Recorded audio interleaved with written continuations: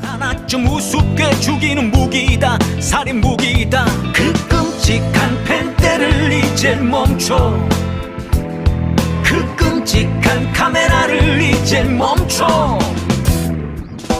양심이라는 게 있다면 카메라를 돌려 너희들을 향하게 해. 그 앵글에 붙은 수없이 많은 죽음을 세어봐. 도무지 죄책감이 들지 않는다면 너희는 바로 짐승. 그렇다면 우리들이 너희들의 펜대를 꺾어주지. 카메라를 부숴주마. 왜곡하고 부풀리고 비틀어대는 펜대를 멈춰. 찔러대고 쏘아대고 목졸라 죽이는 카메라를 멈춰. 왜곡하고 부풀리고 비틀어대는 펜대를 멈춰. 찔러대고 쏘아대고 목졸라 죽이는 카메라를 멈춰.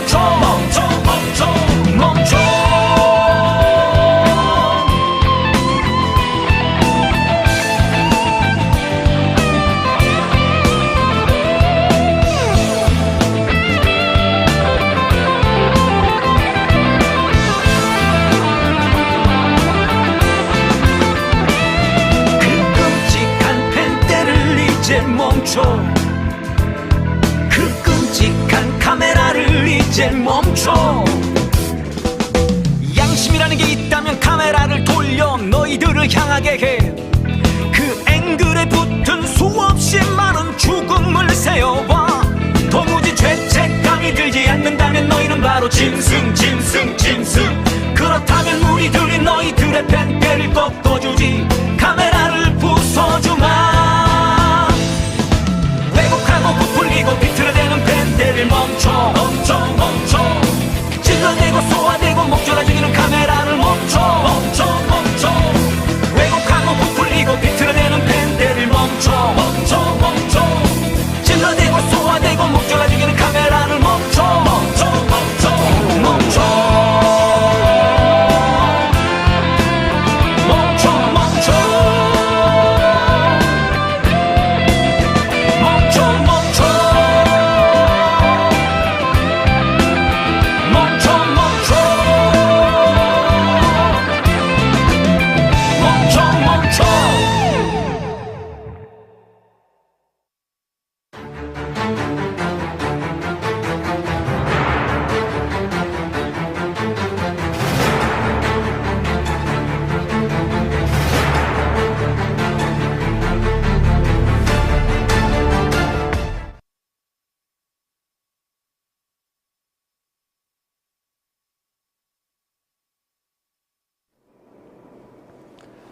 업무던한 라이브 시간입니다. 오늘 일부 톡쇼는 이런 주제로 합니다. 총선 보도 이것이 문제다. 오늘 패널을 소개하겠습니다. 미디어 공공성 포럼 공동대표도 맡고 계신 이창현 국민대 교수 나오셨습니다. 네, 안녕하세요. 네. 반갑습니다. 예, 우리 그 반고정 패널 민들레의 김성재 이사 나오셨습니다. 네, 안녕하세요. 네, 어서 오십시오. 네. 예. 자, 이렇게 단도직입 한번 여쭤보겠습니다. 이번 40 총선 4.10이라고 해야 되나요? 40 총선이 낫겠네요. 40 총선. 굉장히 중요한 선거 같긴 합니다만 그 의미를 나름대로는 어떻게 규정을 하십니까? 한번 먼저 진단해 먼저 주시죠. 말씀해 주실 할 기회를 주셔서 고맙습니다. 네. 아무래도 이 교수님이 다 말씀하실 것 같아서 좀 무슨 얘기를 해야 되나 좀 고민했는데 아무래도 이 정권 심판을 하는 그런 의미가 가장 중요한 의미인 것 같고요. 또 야당에게는 그 정권을 제대로 견제를 했는지 지금 윤석열 정권 2년 정도 됐는데 여러 군데서 지금 문제가 지금 생기고 있지 않습니까? 경제는 굉장히 좋지 않고요. 무너지고 있다는 얘기도 나오고 있고 외교 안보도 마찬가지고 망신 외교를 좀 하고 있고요. 어느 것 하나 지금 복지도 마찬가지고요. 민주주의도 지금 무너지고 있고 이런 것들에 대해서 국민들이 심판을 해야 되는 거죠. 총선을 통해서요. 그리고 야당이 그동안 그러면 그 윤석열 정권의 이런 실정, 무능, 무책임에 대해서 제대로 견제를 했는지 그것도 심판을 해야 되는 것이고요. 그런 의미가 아닌가 싶습니다. 네, 정말 총체적 난국 아닙니까? 네. 네. 요번 그 40 총선이라고 할까요? 4.10 총선이라고 할까요? 프레임이 아직 안 잡힌 것 같아요. 사실 총선이라고 하면 중간에 있기 때문에 중간 평가의 성격이 강해야 되는데 네. 이제까지는 후보를 선정하는 공천의 과정 속에서 이재명 민주당의 어떤 분란 그게 상당히 강조됐고요. 대신 한동훈 국민의힘은 다양한 정책을 제안하고 하다못해 연탄이라도 나르는 이미지의 정치를 만들어낸 반면 민주당은 내홍만 있는 민주당 뭐 이런 프레임인 것 같아요. 그런데 사실 총선의 프레임은 윤석열 정부의 중간평가 아니겠습니까? 네. 저는 이 중간평가의 아젠다를 발굴하고 제대로 대응하는 것이 남아있는 총선의 핵심적인 문제인데 그 핵심적인 문제는 일반 국민들이 느끼는 여러 가지 위기인 것 같아요. 다중적 위기라고 하잖아요. 아니 전쟁 날지 모르겠다. 내 주변에 있는 사람들 다 망해서 나자빠지고 있고 민생의 위기 또 기후변화의 기후악당이라고 얘기하고 있는 이 환경의 위기 또 부모님 계시면 요양병원 부모님 모셔다 드리고 나서는 찜찜하고 자기의 돌봄의 미래에 대한 전망도 없는데 대한민국의 미래를 얘기하는 사람이 아무도 없어요. 윤석열 정부 얘기 못하고 있고 현실적인 문제도 해결하지 못하고 있잖아요. 여기저기 폭탄만 터뜨리고 있는 국면인데 민주당도 대안을 제시하고 있지 못하는 것 아니겠느냐라는 자성이 있는데 이런 부분에서 총선의 이슈를 민주당에서 제대로 갖고 가야 한다. 즉 민생, 평화, 돌봄, 환경 위기 극복하고 대한민국의 미래를 제대로 만들어내겠다. 이런 슬로건이 필요한 거 아니겠습니까? 네. 특히 그 민생 부분은 보면은 요즘 아마 대부분 사람들이 아마 체감을 하고 있는 것 같고요. 네네. 지표로도 나오고 있고 네. 그러니까 물가가 지금 얼마나 지금 올랐습니까? 장보기가 두렵다라고 하고 저도 마트 가서 주말에 장을 한번 보면은 이건 다 못 사요. 뭐 이런 그 체감하고 있는 그런 그 민생의 어려움 이런 부분에 대해서 당연히 선거를 통해서 심판하고 평가를 해야 되는 거죠. 근데 언론에서도 그런 이야기는 지금 하나도 나오지 않고 있는 것 같습니다. 네. 제가 민주당에 한번 물어봤어요. 민주당 그 당직자한테 왜 그 문제를 그 이슈화하지 않느냐. 오히려 윤석열 대통령이 지금 민생 투어를 한다면서 나가서 정책 홍보만 지금 하고 있는데 뭐 사실상 관권 선거 관권 선거를 하고 있지 그렇죠. 않습니까? 그럼 민주당 그러면 뭐 예를 들어서 이재명 대표라든지 나가서 시장도 가서 둘러보고 하면서 물론 뭐 다 씌우겠죠. 보여주기겠지만 아니 그 정도도 왜 하지 못하냐. 그걸 통해서 이번 선거가 이런 그 정권의 어떤 그 경제적인 실패 이런 부분을 드러내는 그 아젠다를 만들어낼 수 있는 거 아니냐. 프레임을 만들 수 있는 거 아니냐라고 물어봤더니 민주당에서는 이재명 대표가 뭐 시장을 가거나 하지는 지금 못할 공천 때문에 하지 못하지만 다 준비를 하고 있다는 거예요. 지금 경제의 어려움이라든지 이런 것들에 대해서 어떤 논리를 가지고 어떤 팩트를 가지고 국민에게 알릴 것인지 가지고 있고 그 자료를 심지어 민주당은 이런 부분에 대해서 평가를 하겠다라고 자료를 다 돌렸는데 기자들이 안 쓴다는 거예요. 네. 이거 어떻게 됩니까 정말. 네. 네. 뿐더러 뭐 가령 디올백 이슈 같은 것들도 어젠다 키핑을 못해서 거의 지금 뭐 사라지다시피 했지 않습니까? 그래서 여쭤보는데 선거와 언론 원론적으로 어떤 관계에 있다고 보십니까? 선거라는 것은 정치 과정의 꽃 같아요. 그러니까 대의민주주의 체제 속에서 이 대의성을 얼마나 제대로 반영하고 있는 정당이 누구인가를 선택하고 기존에 있는 정당에 대한 어떤 판정을 내리는 게임이니까요. 저는 민주주의의 꽃인데 이 꽃의 시기에 언론이 제대로 정치적 판단을 할 수 있는 제대로 된 정보를 국민에게 전달해야 된다는 것이죠. 또 정치인들이 만들어 놓은 정당의 미디어 이벤트가 아니라 사실은 국민들이 느끼는 민생의 정책적 아젠다를 찾아가야 된다는 거죠. 즉 한동훈 위원장의 연탄 나르기 여기에 집중할 게 아니라 그 시간에 이마트에서 장 보는 그런 일반 사람들이 주말에 1년 전, 2년 전과 비교해서 어떻게 영수증이 달라지는지 이런 거 심층 보도해야 되는 것 아니겠습니까? 저는 그런 면에서 선거 시기에 언론이 정당 중심의 미디어 이벤트에 너무 휘둘려 있거나 아니면 정언이 유착돼서 미디어 이벤트 홍보 대행사로 전락했다.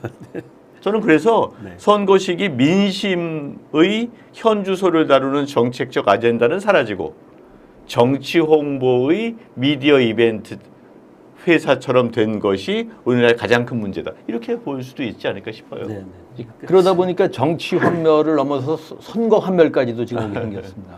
그러니까 뭐 교수님 말씀하신 것처럼 선거라는 게 국민들이 정말 그 평상시는 어떤 뭐 참여할 기회가 없지 않습니까? 이 정치에 또 예. 민주주의를 유지하는데 참여할 기회가 없다가 이렇게 선거를 우리나라는 뭐 선거가 지방선거도 있고 대선도 있고 좀 자주 있긴 한데 어찌됐든 국민이 시민이 자기 의사를 표현할 수 있는 그런 굉장히 소중한 드물고 소중한 그런 기회인데 그 기회를 잘 살릴 수 있는 살 수 있도록 언론이 충분한 정보를 유익하고 이런 정보를 언론이 제공을 해야 되는데요. 지금 그걸 지금 안 하고 있고 지금 교수님 말씀하신 것처럼 완전히 이건 공급자 중심인 거예요. 네. 정치인들, 후보들, 정당을 위한 지금 보도만 하고 있는 거죠. 지금 조금 아까 말씀하신 것처럼 한동훈 비대위원장이 연탄 나르러 갔는데 기자들은 거기만 따라가고 있는 거죠. 거기만 따라가지 말고 거기도 뭐 따라갈 시간 나면 따라가는데 한동훈 비대위원장이 날른 연탄을 쓰는 사람이 있지 않습니까? 이 사람들이 도대체 뭘 원하는지 아니 이런 것도 취재를 해야 되는데 단 한 글자도 그런 건 나오지 않거든요. 이게 우리 언론의 비극인 거죠. 예. 그래서 저는 그 생각이 들더라고요. 전국의 지역구에서 연탄 이야기가 나왔으니까 연탄을 사용하는 총량을 국회의원들이 가지고 있었으면 좋겠어요. 자기 지역구에 올 한 해에 1,000장 또는 뭐 5,000장이 필요하고 이거를 몇 명의 사람에게 나눠주고 있다. 연탄 지수가 되지 않겠습니까? 연탄 지수가 높으면 그만큼 살기 어려운 환경이니까요. 그렇죠. 네. 거기에 따라서 정책이 달라져야죠. 그렇지 않습니까? 전기값 관련된 정책뿐만 아니라 에너지 기본적인 수요를 충족해줘야 될 의무가 있으니까요. 저는 그런 면에서 연탄 나르기 쇼가 아니라 연탄 지수 이런 것들을 만드는 게 언론의 역할이다. 굉장히 참신한 아이디어죠. 그렇죠. 예. 맥도널드 지수처럼. 그렇죠, 예. 그렇죠. 그래서 전국 지수를 놓고 선거구별로 연탄이 공급되는 망을 보게 되면 데이터가 나오거든요. 그러면 서울시 종로구에는 몇 장이 들어가는데 저기 무주 지난 장수에는 몇 장이 들어간다. 이 차이를 파악함으로써 에너지 정책을 서민 에너지 정책을 만들 수 있는 거 아니겠습니까? 가령 그 한동훈 위원장의 그 연탄 쇼를 이렇게 그 보도하더라도 그 옆에 연탄 사용자한테 요새 그러면 살기 어떠십니까? 물어보고. 그렇죠. 이거 보도가 안 나온다니까요. 그러게요. 그러니까요. 자, 그래서 좋습니다. 선거 보도하고 관련한 저널리즘의 일반 원칙 그런 거 한번 그 제안을 해준다면은 주문이죠. 사전 주문. 이제 한 달 열가량 남은 것 같습니다만 이런 원칙을 지켜 보도해달라. 그런 말씀을 좀 해주신다면 어떤 이야기를 하시겠습니까? 보통 이제 선거 보도에서 가장 큰 문제가 이제 경마식 보도다라고 얘기해서 이제 여론조사가 있지 않습니까? 근데 저는 선거 시기 이전부터 여론조사에 대한 문제가 있는데요. 대통령의 지지도 이제 그 매주 나옵니다. 한 회사가 아니라 서너 회사에서 나올 거예요. 그래서 비교도 하고 이러는데 뭐 집권 초기부터 뭐 50% 처음에만 좀 넘었고 그 다음에 대통령의 지지도가 50%를 넘지 못하고 심지어는 20%대로 내려가는 거 아니냐라는 지적이 있었고 지금은 40%가 되고 있는 것 같아요. 저 또한 20% 40%의 변화만 신경 쓰는 거예요. 아니 한 나라의 지도자가 어떻게 국민의 반 이상이 지지하지 않는 지도자일까? 왜 지지하지 않지? 지지하지 않는 내용에 대해서 대통령에게 질문해야죠. 언론에서는. 국민들이 대통령을 이러이러한 문제 때문에 지적하지 않고 이런 문제 개선해야 된다라고 했더니 아니 갑자기 도어 스태핑 기자들 만나는 것도 없애버렸잖아요. 그리고 연두에 기자회견 당연히 해야 되니 기자회견이 아니라 국민께 보고드립니다. 라는 게 내용이잖아요. 그거 거부했지 않습니까? 그랬으면 언론은 그 다음에 여론조사 이런 거 얘기할 게 아니라 왜 대통령은 국민과 대화하지 않는가? 왜 기자회견하지 않는가? 국민들은 왜 대통령에 대한 정책적 지지를 철회했는가? 이런 거 가지고 심층 분석을 해야 되는데요. 일주일에 거의 서너 개씩 지지도 조사 나오는데 내용들을 물어보기는 하지만 그 내용을 심층 분석하지 않는 이러한 것이 우리 언론의 가장 큰 문제가 아닌가 싶기도 합니다. 지지도 얘기를 하시니까 지난번에 이 교수님이 뭐 대담 쇼쇼쇼라고 하셨지 않습니까? 그런데 그때 지지도에 대해서 KBS 앵커가 얘기하니까 다른 나라도 그렇다 뭐 이런 식으로 얘기를 하더라고요. 그러니까 지지도가 안 오르니까 또 그런 생각도 해볼 수 있겠습니다만 여론 정치에 대해서 별로 관심이 없는 것 같습니다, 대통령이. 그래도 뭐 여론의 점수를 높이지 못하는 본인의 한계를 느끼고는 있지만 어떻게 하든지 언론을 장악하고 또 홍보성 이벤트를 만들어서 선거 시기에 관여하겠다라는 의지는 높은 것 같지 않습니까?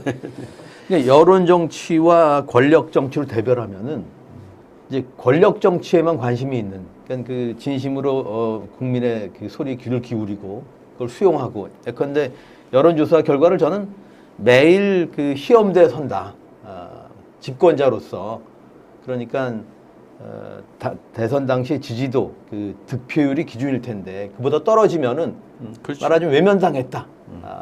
뭐 이런 생각으로 정치를 한다 생각하는데 여전히 뭐 권력을 유지하고 입틀막 대통령으로서 어쨌든 이 다음 정권 창출하는 데만 관심이 있는, 아까 관권 선거 얘기를 했습니다만 그런 상황에서 언론이 어떤 역할을 해야 되는지, 아니 특히 근데 선거 기간에 이 방송이었나요? 저 박시영 씨 나와서 네, 한번 그랬죠. 여론조사에 대해서 얘기했지 네. 않습니까? 그때도 그런 얘기가 나왔는데 박시영 씨 얘기는 그거였던 것 같아요. 대통령이 지금 윤석열 대통령도 마찬가지고 어떤 대통령도 여론조사 결과에 신경 쓰지 않는 그런 대통령은 없다. 그건 가능하지 않다.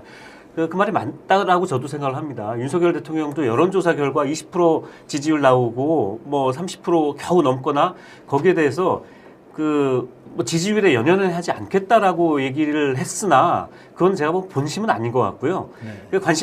신경을 쓰겠죠. 근데 안 오르고 있는 거죠. 지금 계속 지지율이 낮음에도 불구하고 계속 밀어붙이는 거는 관심이 없어서 연연하지 않기 때문이 아니라 지지율이 낮아도 언론이 계속 그거를 별 문제 삼지 않고요. 그래서 그냥 해도 되는 거예요. 예를 들어서 방심위가 저렇게 언론을 막 난장판으로 만들었지 않습니까? 방통위가. 그리고 검사들이 마구잡이 수사하고 언론을 압수수색하고 이렇게 언론 탄압을 하고 있어도 국민들이 그래서 저거 안 되겠다 해서 지지율이 낮아요. 그래도 언론이 그걸 별로 문제 삼지 않아요. 그러니까 언론만 보면 지지율이 그렇게 낮게 나올 이유가 없는 거예요. 그러니까 언론이 지지하고 있다. 국민들은 지지하지 않아도 언론이 지지하고 하고 있기 때문에 뭐 그냥 다 밀어붙이는 거죠. 지지율이 낮아도. 뭐 그런 식이 아닌가 싶고요. 그리고 아까 선거와 언론 보도의 어떤 원칙 말씀하셨는데 경마식 보도 지금 이제 여론조사 그러니까 아직 한 30일, 40일 정도 남아 있기 때문에 경마식 보도를 지금 할 필요도 없는데 지금 열심히 하고 있는 것 같고요. 경마식 보도 외에도 지금 방송을 보거나 이거 인터넷 신문을 보면은 전 이렇게 언론 보도가 저널리즘의 어떤 선거 저널리즘의 선거 보도의 원칙을 이렇게 지키지 않고 했었던 때가 있나 싶을 정도로 좀 이렇게 예시 적시를 해주시면 좋겠어요. 그러니까 경마식 보도는 말할 것도 없고요. 거의 지금 갈등을 부추기고 이거는 저널리즘의 기본 원칙 아닙니까? 갈등을 부추기지 말아라라고 그렇죠. 하는 거는. 네. 그러니까 지금 선거보도의 원칙이 뭐냐면 뭘 하지 말아라. 근데 이걸 다 하고 있어요. 지금 언론이요. 갈등을 부추기고 있고요. 경마식 저널 보도하지 말라고 하는데 경마식 보도하고 있죠. 그리고 뭐 폭로하는 거 하고 있죠. 그리고 굉장히 편향적이지 않습니까? 민주당 지금 공천 과정과 국힘당 공천 과정을 보도하는 게 굉장히 편향적이지 않습니까? 이런 하지 말아야 될 것들을 지금 다 하고 있는 것 같아요. 네. 그게 이 정권이 언론을 장악하려는 의도겠죠, 또. 네. 그러니까 총선을 내다보고 여러 가지 시도를 했지 않습니까? 네. 이 교수님 혹시 부연해서 하실 말씀이 좀 있으신가요? 뭐 아주 좋은 지적해 주셨는데요. 선거 시기는 되게 중요한 시기라고 아까 말씀드렸고 이게 정치적 커뮤니케이션 행위다. 정치권과 국민들의 거기에 이제 중매쟁이가 언론인데 중매쟁이가 제대로 된 신랑감, 신분감에 대한 제대로 된 얘기를 안 하고 있다. 그럼 이제 속이게 되는 거잖아요. 네. 중매쟁이의 어떤 윤리적 문제인데 지금 언론이라는 중매쟁이가 국민들에게 제대로 이야기하지 못하고 있는데 첫 번째, 의과대학 정원 문제. 아니 당연히 정원 문제 논의를 해야죠. 지금 너무 적다는 얘기는 수십 년 전부터 나왔던 얘기죠. 다만 정부가 이렇게 일방적으로 한 해에 몇천 명을 늘리겠다고 하는 이런 정책적 결정이 올바르냐 올바르지 않느냐 언론이 검증해야 되는 거 아닙니까? 네, 맞습니다. 예. 전 세계의 대한민국의 전 세계의 모든 대학이 한 해에 몇천 명 대학 증원시키는 이런 사례가 어떻게 가능합니까? 수급이 안 되는 거예요. 교수는 어떻게 하고 학교 정원은 어떻게 하고 앞으로 의료 인력이 어느 날 갑자기 2천 명이 뻥 튀기되 있을 수 없는 일이거든요. 그것에 대한 검토를 해줘야 된다는 것이죠. 그래서 그러면은 의료 인력 만들면 지역에는 어떻게 배분하고 지금 의사가 절대적으로 부족한 것도 문제지만 상대적으로 어디에 위치되느냐가 중요하지 않습니까? 서울에 그것도 성형외과에 다 집중돼서 기초 인력이 적다는 거 아니겠어요? 핵심적인 게 과기부 3차관을 경질했대요. 그러면서 이게 과학기술 R&D 문제를 어떤 문책하는 문책성 인사라고 보도가 나와요. 근데 R&D에서 누가 감축했죠? 어디서 이 결정했죠? 이거에 대한 문제 지적이 있어야죠. 문제 지적이 만약에 대통령실에서 나왔다면 대통령실에 있는 수석을 바꿔야 되는 거 아닙니까? 네. 그런데 마치 뭐 과기부 3차관을 다 경질해 갖고 R&D 감축의 어떤 나름대로 용산의 결단이었다. 뭐 이런 식의 보도가 네. 나온다. 희생양이 필요했던 거겠죠. 그렇죠. 김건희의 자그마한 파우치 뭐 300만 원의 문제가 된다 안 된다를 이야기하려면 그것이 10만 원짜리 법인카드를 가지고 검찰이 오라고 하는 것 이런 문제와 일종의 균형을 맞춰야 되는 것이죠. 그러니까 조국 교수의 입학 문제 이런 것들에 대한 문제를 제기하는 것과 함께 또 한동훈 자녀의 어떤 입학 문제 이런 것들을 균형을 맞춰야 되는데 그런 것들이 전혀 없다. 그런 면에서 중매쟁이가 잘못됐다. 저는 이렇게 봅니다. 네. 김성재 에디터. 2,000명을 그 의대 정원을 지원하겠다고 했지 않습니까? 네. 이거 좀 이 뭐랄까 선거를 앞두고 뭔가 의도 노림수가 있는 거 아닙니까? 아마 이렇게 보고 있는 것 같습니다. 의사들은 반대하겠지만 국민들이 지지할 거다. 네. 근데 국민들이 또 지지하고 할 수밖에 없는 게 그러니까 이게 3년 전인가요? 문재인 정부 그 후반부 때 한번 나왔던 이야기였고요. 그렇죠. 그때 500명이었던 거 예, 같습니다. 그때는 또 500명이었고. 네. 근데 어쨌든 일반 국민들은 의사 많아지면 좋아지는 거 아니냐 이렇게 생각을 하고 있거든요. 네. 그래서 의사들한테는 좀 미움을 받아도 국민들한테는 지금 당장 표를 찍을 사람들이 국민들이니까 네. 그래서 아마 밀어붙이고 있는 거 아닌가 싶은데 지금 교수님 말씀하신 것처럼 이게 굉장히 무리수거든요. 네. 그러니까 궁극적으로는 의사 수를 늘리더라도 의대 정원을 늘리더라도 그 과정에서 시한을 두고 그렇죠. 어떻게 늘려나가면서 만들어 나갈 것인가 이런 논의가 있어야 되는데 그런 논의가 없어요. 지금 이 정부에서는 없었거든요. 그러니까 없으면 없다라고 없어서 문제다라고 언론이 그걸 지적을 해야 되는데 그 지적이 하나도 안 하고 있으니까 그냥 이렇게 지금 가는 겁니다. 그냥 그리고 이게 그냥 선거에 또 영향을 주는 그런 일종의 지금 관권 선거를 하고 있는 거죠. 그 의도로 아마 지금 그 2,000명 그 늘리는 그 정책을 밀어붙이고 있지 않은가 싶습니다. 네. 이것 때문에 또 그 선거 이슈라는 게 이제 매일매일 뉴스에는 뭐 첫 번째 기사와 두 번째 기사 등 이렇게 아젠다가 있고 중요한 기사가 생기게 되면 다른 아젠다가 죽잖아요.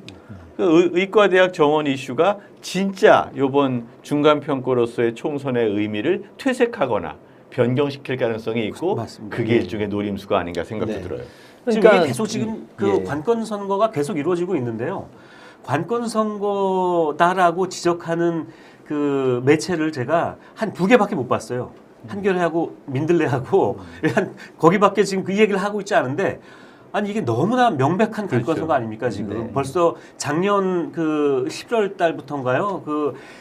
뭐랄까 주식 공매도 하고 또 그 메가시티 네, 이러면서 예. 시작이 돼가지고 이른바 파퓰리즘 파퓰리즘 시작이 돼가지고 지금 민생 그 토론 이름이 민생 토론회인데 토론은 지금 안 하고 있지 않습니까? 그냥 일방적으로 지금 전국에 지금 10몇 군데인가요? 대통령이 네. 돌면서 계속 정책 홍보만 하고 홍보 쇼라고 네. 미리 홍보 회사가 됐다라고 네. 지금 언론이 말씀하셨는데 지금 그렇게 되고 있는데 이 얘기를 언론이 제대로 하고 있지 않은 상황이에요. 보니까 근데 어제 그저께 저희 민들레에서 이런 기사를 썼어요. 기자 하나가 최근에 윤석열 대통령이 민생 토론회를 한다면서 가서 내놓은 정책 이게 다 예산으로 따지면 얼마냐? 800조 원입니다. 800조 원을 풀겠다는 거예요. 다들 아시겠지만 2004년에 노무현 대통령이 여당이 잘 됐으면 좋겠다라고 그러게요. 했다가 탄핵당했지 않습니까? 이거 지금 탄핵감입니다. 그렇죠, 네. 맞습니다. 근데 이거를 민주당도 잠깐 문제 삼다가 지금 뭐 공천 문제 때문에 얘기를 안 하고 있는 것 같고 언론은 더더군다나 이거에 대해서 별로 그렇게 지금 얘기하지 않고 있는데 이게 저는 굉장히 심각한 문제라고 생각하고요.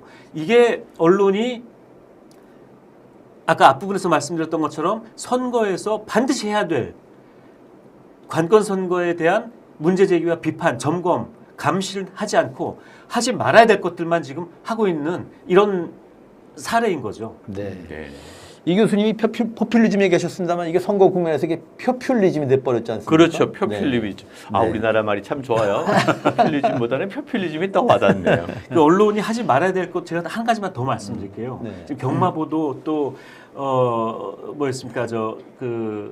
말씀드렸는데 편향보도 말씀 그렇죠. 안 드릴 수가 없는 네네. 것 같아요. 네. 네. 그러니까 웬만하면 저도 아니 언론은 다 기본적으로 편향적이지 않습니까? 뭐 네. 조선일보가 편향적이듯이 한겨레도 또 편향적이라고 볼 수 있고 그거는 뭐 물론 그러니까 중립적으로는 정파성이라고 할 수 있을 텐데 네, 정파성이 네. 과도하면 이제 편향 편파가 되는 거죠. 근데 지금 언론 보도를 보면요. 이거는 뭐 이거 다 떠나서 네. 그냥 기계적 균형조차도 지금 안 맞추고 안 있는 맞추는 거예요. 거죠. 예를 들어서 이런 거죠.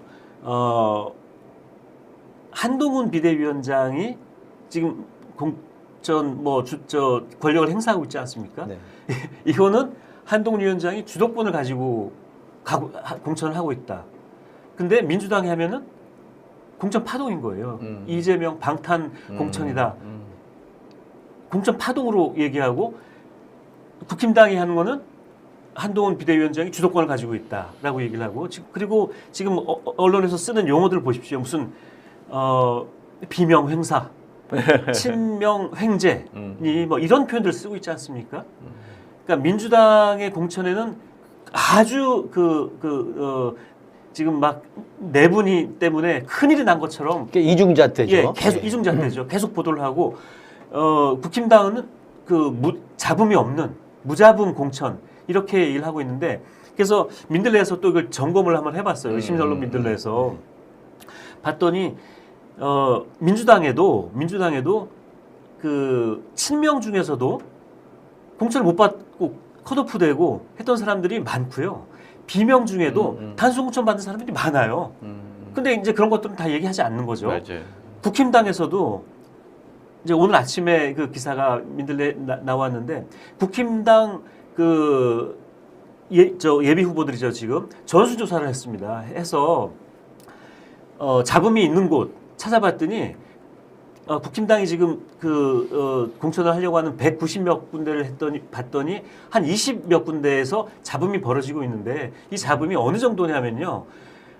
지금 부산 사상의 국힘당 후보는 지금 여의도 국회 앞에 나서 삭발 농성을 하고 있어요. 그리고 시흥에서는 자살을 시도를 했습니다. 공천 못 받아가지고. 그랬군요. 네. 예. 이런 사례가 국힘당에서도 굉장히 많아요. 특히 검찰 출신들을 지금 내리꼽고 있는 수도권, 서울 수도권 하고 그리고 낙동강 벨트라고 하는 지역에 이런 잡음이 굉장히 많다는 게 지금 보도를 했어요. 시민언론 민들레에서 오늘 아침에. 그러니까 이런 것에 대해서는 다른 언론들이 얘기를 하지 않고 있거든요. 그러니까 편향 보도 이전에 기울어진 운동장, 네, 기울어진 맞습니다. 언론 지형이 문제군요. 네. 네. 이런 편향 보도도 지금 너무나 심해서 아마도 사람들이 뭐 뉴스를 보거나 뭐 방송 또 방송도 지금 뭐 YTN이라든지 연합뉴스 TV라든지 종일 방송하는 데를 보면은 하루 종일 이제 주로 이제 선거 네. 관련된 총선 관련된 보도를 하는데 이런 보도가 지금 계속 나가고 있습니다. 그럼 이런 보도를 유권자들이 보고 있으면 그냥 그대로 받아들이는 거예요. 아, 민주당은 난리구나. 자기네들끼리 안에서 싸우고 지금 지지고 볶고 싸우고 난리구나. 에이, 그러고 저 국힘당은 잡음이 없네. 이제 이렇게 간다는 거죠. 굉장히 잘못된 편향된 보도입니다. 네. 2024 총선 시민 네트워크가 원희룡 전 국토교통부 장관 등 공천 부적격자 명단을 발표했습니다. 물론 이조차도 언론의 검증 대상이 돼야겠죠. 그런데 이런 후보 검증도 필요하지만은 아까 지적하신 대로 뭐 기후위기 대응 등 뭐 정책 의제 이런 정책 의제를 주요 정당이 어떻게 공약하고 있는지 이런 보도를 거의 볼 수 없지 않습니까? 그렇다 보니까 정작 언론의 선거 보도가 각 당의 공천 갈등에 거의 매몰된 듯한데 이미 맥락을 지적하셨습니다만 요런 그 측면에서 혹시 좀 더 부연해서 언급하실 게 좀 있으십니까? 어떤 총선은 총선 연대가 그 사회적 이슈가 돼서 과연 우리 국회의원 중에서 누구를 떨궈야 될까? 낙선자 명단이 돌고 그리고 어떻게 하면 일반 국민 유권자들이 후보자들을 평가할까? 뭐 이런 것들이 사회적 아젠다가 됐던 적이 있었어요. 네. 그랬죠. 예. 그리고 낙선자 명단 쭉 돼서 물론 그중에 상당 부분이 낙선을 했습니다. 국민적 의제가 국회에 반영되는 순간이었죠. 그 다음에 특정한 정파를 만들어서 뭐 예컨대 뭐 특정한 이름으로 정파를 만들어서 당을 만들기도 하고 새로운 세력들이 등장하는 계기가 되기도 해요. 저는 그런 면에서 총선이라는 게 기존에 있는 정치를 바꿀 수 있는 중요한 변화의 모티브를 만들어내는 일종의 정치적 축제다. 뭐 축제의 주인은 국민이죠. 국민이 때로는 여의도 권력을 좀 분석하고 문제되는 사람을 배제시키기도 하고 특정한 새로운 신진 세력을 진입시키기도 하는 그런 과정이어야 되잖아요. 올해는 그게 전혀 없어요. 전혀 없는 것 같습니다. 네. 진짜. 양당 중심으로 모든 게 들어가 있고요. 위성정당이라는 논리로 정치연합 시민회의와 같은 나름대로의 긍정적인 야당 연합의 긍정적인 대안을 만드는 것들도 똑같이 위성정당의 프레임 속으로 전락해버리는 거예요. 그러니까 사람들이 찾아서 작은 차이라도 지금 재정당, 진보당, 새진보연합, 뭐 시민 이런 사람들이 다 모여갖고 새로운 세력을 만들려고 하는 것 아니겠어요? 과거에 일방적으로 한 당이 위성정당 만들어서 국회의원 꾸어주고 일방적으로 다 가져가는 것과는 분명히 질적인 차이가 있지 않습니까? 여기에 집중하지 않는 겁니다. 저는 그런 면에서 언론이 집중하지 않으면은요, 국민들은 외면하는 거예요. 그래서 저는 언론이 기존의 양당 중심 체제의 기성 권력에만 너무 의존하지 말고 새로운 정치적 변화에 전망을 가져야 되는데 우리 언론이 그걸 못 갖고 있습니다. 그러니까 선거 보도도 말하자면 소수 정당이 지금 외면당하고 있다 이런 말씀이시지 않습니까? 저는 그 언론이 소수 권력을 지지했던 적은 유사일에 없었다고 봅니다. 언론도 권력이고요. 그런 면에서 모든 레거시 미디어든 아니든 기성 권력들은 다 기성의 그게 양당 체제든 아니면 기존에 등록된 정당이든 최소한 기득권들의 목소리를 전달하는 메가폰이었지 일반 시민들의 풀뿌리 정서를 전달하는 언론은 민들레밖에 없지 않습니까? 고맙습니다. 네.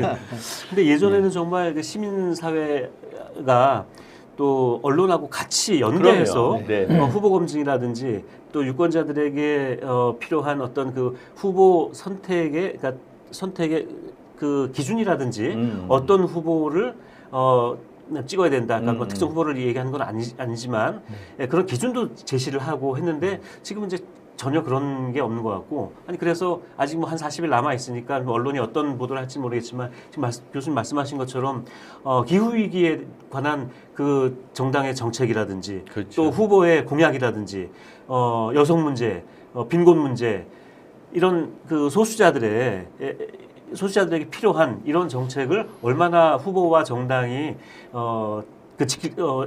실현해낼 것인지 그 공약을 검증한다든지 또 그 공약을 실현할 수 있는 신뢰도가 있는지 이런 것들에 대해서 제시를 하고 해야 되는 거죠. 그리고 어떤 후보는 전혀 그런 신뢰할 수 없다. 그런 공약도 제시하지 않는다라는 것을 걸러서 유권자들한테 네. 네. 예, 제공을 해야 되는데 그거 지금까지도 없었고 앞으로 있을지도 모르겠습니다. 그런데 그 소수 정당에 관한 말씀은 저는 사실 지금 뭐 양당 중심으로 선거가 치러지고 있죠. 네. 뭐 바람직하지는 않다라고 저도 생각을 합니다만은 소수 정당에 대해서 그렇다고 언론이 지금 아주 무시하고 있지는 않는 것 같아요. 예를 들어서 그 이낙연 뭐 새로운 미래인가요? 뭐 이름도 제가 하도 미래가 많아가지고 헷갈려가지고 모르겠는데 네. 라든지 이준석 당이라든지 또 조국 신당이라든지 여러 뭐 새로 지금 만들어지고 있는 정당에 대해서 뭐 보도를 하고 있는 것 같은데 근데 그 보도가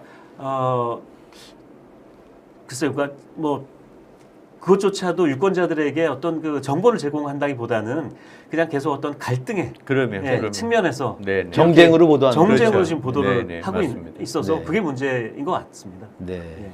알겠습니다. 그러니까 저는 그런 게 다 선거 정보라고 생각을 합니다. 네, 그러니까 유권자들이 표를 제대로 행사할 수 있도록 뭐 낙천낙선조차도. 네네. 근데 이제 또 한 가지 선거 정보가 이제 여론조사 아닙니까? 네. 지금 보니까 그 작년에 중앙선거관리위원회가 선거 여론조사 공표 보도 금지 기간 폐지 등에 관해서 공직선거법 개정 의견을 국회에 제출한 바 있습니다. 근데 지금도 이 보도 금지 여론조사 일정 기간 보도 금지 조항은 달라진 게 없죠. 이 네네. 문제는 어떻게 보십니까? 여론조사가 되게 이제 예민한 이슈입니다. 그러니까 특히 대중정치의 시대에 아니 우리가 옛날에는 민심을 사랑방에 가서 또는 우물가에 가서 동네의 민심들을 얻었고 그래서 이제 이장과 군수에 대한 여론 평가를 하지 않았습니까? 네. 근데 이제 대중정치가 되고 전국화되다 보니까 여론을 얻을 수 있는 방법이 없는 거예요. 다 바쁘잖아요. 그러니까 이제 언론에 의지하고 언론은 이제 여론 조사라고 하는 이른바 사회과학적 메커니즘을 통해서 여론을 이제 제시하는 것이죠. 근데 무엇을 물어볼 것인가, 언제 물어볼 거냐가 되게 중요하지 않습니까? 총선 초기에는요, 누구 물어보면 그 후보자가 누군지도 몰라요. 그런 의미에서 억지로 이름을 넣었느냐 안 넣었느냐가 중요한 화두입니다. 지금도 민주당에서 문제가 되는 게 왜 현역 의원 이름을 빼고 물어봤어? 라고 물어보는 게 중요한 어떤 그 논쟁거리가 되는데요. 그렇게 빼고 안 빼고, 그러니까 즉 충분히 여론이 숙성된 연후에 언론이 충분한 정보를 전달한 다음에 의견들을 물어봐야 되는데 그러한 일정한 절차를 준수하지 않고 물어보는 경우도 있고요. 만약에 선거 전날 예컨대 확인되지 않은 여론조사 결과를 A 후보가 이겼다라고 얘기하는 것이 널리 퍼지게 되면 그 다음날 자기가 지지하는 후보가 진 걸로 알려진 유권자는 투표장에도 안 갈 가능성이 높잖아요. 그래서 일정 기간 선거 결과를 선거 직전에는 공표하지 못하도록 하는 것은 저는 나름대로 유효한 정책이다. 그러나 지금 여론조사는 과잉인데 그냥 단순한 지지도를 경마식 보도하기 위한 뉴스거리로 소비하고 있지 진짜 이번 총선에 뭐가 제일 중요한 이슈지? 어떻게 생각해야 될까? 이런 것들을 물어보는 정책적 질문은 부재하기 때문에 그것이 경마식 여론조사 지지도보다는 과잉하고 정책 관련된 필요한 여론조사는 부재하다는 이중적 위기를 가지고 있다. 네. 우리나라 여론조사 보도가 뭐 굉장히 문제가 많고 한번 다뤘던 것처럼요. 네. 그런 여론조사 결과를 그 투표일 하루 이틀 전이라든지 그 공표한 게 굉장히 위험하다는 생각이 들고요. 근데 만약에 지금 말씀하신 것처럼 여론조사 결과를 이 정당의 어떤 정책이나 정치적인 어떤 효용성이라든지 이런 것들에 대한 질문을 하고 답을 얻어서 국민들한테 제시를 한다든지 하는 거는 저는 투표일 하루 전이라도 저는 상관이 없을 거라고 생각을 합니다. 그런데 그게 아니라 이 후보가 이 후보보다 앞서 있다 또는 우리 여론조사 보도 중에 여론조사 그 결과도 문제지만 조사하는 방법이라든지 이런 것들 때문에 그걸 다시 또 언론이 보도하는 것도 또 문제이지 않습니까? 그것조차도 살짝 조작을 한다든지 해서 이런 보도가 그냥 나가는 거는 우리 이 여론조사 그와 그리고 언론의 현실을 놓고 봤을 때 너무 위험했어요. 금지하는 게 사실은 지금 맞는 것 같아요. 오늘은 제가 소수 의견인데 네. 저는 어떻게 생각하는가 하면은 국민들의 그것도 이제 그 선거 정보라고 생각을 합니다. 그러니까 이용자로서 국민들이 우리 민도 높은 국민들이 남들을 판단해서 활용할 수 있다. 배제할 건 배제하고 배척할 건 배제하고 또 그런 말하자면 뭐랄까요, 이 문제적인 여론조사를 실시해서 공표한 회사의 경우에 이제 시장에서 이 퇴출될 기회를 또 가질 수도 있다 선거 후에. 네네. 네. 저는 아주 좋은 지적이라고 생각하고요. 저는 출구 방송 저희 하지 않습니까? 네네. 당일날. 네네. 요즘에 8시부터 시작할 거예요 아마. 네네. 저기 투표 시간이 8시로 좀 맞습니다. 늘어났죠. 네네. 예, 그래서 이제 하는데 저 되게 재밌어요. 그런데 이제 거기서 이제 그 출구 조사를 해서 나온 결과도 얘기하고 한 2시간만 지나면 실개표 결과가 나오니까 그게 볼 필요가 없이 이제 실개표에 의지하게 되죠. 요즘에 이제 개표 속도가 빨라졌으니까요. 근데 저는 그걸 한번 보여주고 싶어요. 이제까지 이제 모든 선거구에 선거 예비조사 결과가 쭉 대여섯 개, 한 10개 이상 반복됐을 텐데 그 결과와 최종 결과가 가장 다른 데가 어디였는가. 거기에서 아까 얘기했던 부정확하게 예측한 여론조사는 어디였고 그 여론조사 결과를 보도한 언론은 무엇이었는가. 저는 그 분석할 필요가 있다고 봅니다. 그러니까 그런 의미에서 아까 퇴출 얘기도 하셨는데 잘못된 여론조사 이야기해야 되고요. 그렇게 되면 출구조사가 저는 되게 재밌을 것 같아요. 새벽까지 볼 것 같아요. 네. 언론에서는 이렇게 예측했는데 지역적으로 보면 호남은 어떻고 영남은 어떻고 충청도는 어때서 이게 집권당 편향이 있구나 또는 야당 편향이 있구나 이런 것들도 이해할 수 있지 않을까 생각하는데 많은 여론조사가 이루어지고 있습니다만 또 문제적 여론조사가 많습니다만은 유일하게 검증 가능한 것이 선거 여론조사거든요. 그렇죠. 선거 맞습니다. 결과로 정확도랄지 이런 게 이제 검증이 가능하다는 거죠. 네. 예. 마침 이제 우리가 선거 총선 보도 얘기를 하고 있기 때문에 이 주제를 한번 또 던져보고 싶습니다. 아시는 대로 KBS 기자들이 이달 초에 언론중재위원회에 자기 회사를 상대로 정정 보도를 청구했습니다. 네. 한국 언론상 처음 있는 일이죠. 근데 이 중에 이 문제적 보도 중에 선거 보도가 있습니다.